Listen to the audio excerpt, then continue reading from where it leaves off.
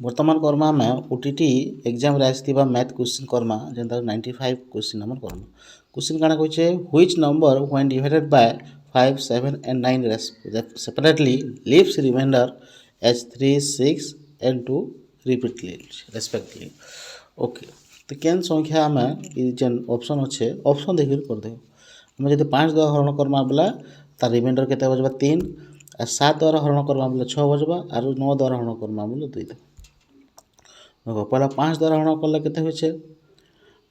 5 द्वारा हरण करम बोला 85 के तो कटि जीवा 0 हेबा तार रिमाइंडर एटा रंग ही गला एटा भी 5 द्वारा हरण करमा 75 के भी एटा रिमाइंडर जोरि जीवा तो ऑप्शन बी एस डी रंग हला